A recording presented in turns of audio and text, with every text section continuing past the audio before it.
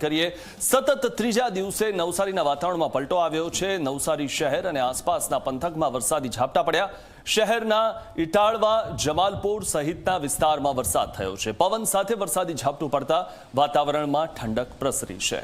ત્યારે મહત્વની વાત એ છે કે ચોમાસું આવવાને હજુ વાર છે, પરંતુ આ જે એક્ટિવિટી થઈ રહી છે પ્રી મોન્સૂન એક્ટિવિટી છે, કારણ કે ગુજરાતમાં વરસાદ જે છે તે લંબાયો છે, પરંતુ હાલમાં જે વરસાદ પડી રહ્યો છે ઘણા જગ્યા પર વરસાદી ઝાપટા પડ્યા છે। ત્યારે નવસારી શહેર અને આસપાસના પંથકમાં વરસાદ થયો। પવન સાથે વરસાદી ઝાપટું પડતા વાતાવરણમાં ઠંડક પ્રસરી છે। સતત ત્રીજા દિવસે નવસારીના વાતાવરણમાં પલટો આવ્યો છે। આ વિશે વધુ માહિતી મેળવી અમારા સંવાદદાતા ધવલ પાસેથી। ધવલ, ગુજરાત માટે ચોમાસું થોડુંક હજુ દૂર છે, પરંતુ જે આ એક્ટિવિટી થઈ રહી છે જેના કારણે વરસાદી ઝાપટા પડ્યા છે અને વરસાદ આવી રહ્યો છે, શું વધુ માહિતી?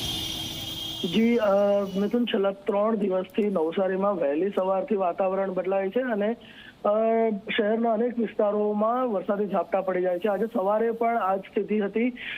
વાતાવરણ બદલાયું, વાદળો છવાયા અને નવસારીના ટીગરા, ઇટાળવા, છાપરા, દાંતેજ આ જે વિસ્તારો છે એમાં વરસાદ પડ્યો હતો અને ધીમી ધારે વરસાદ પડતા જ વાતાવરણમાં ઠંડક પ્રસરી હતી।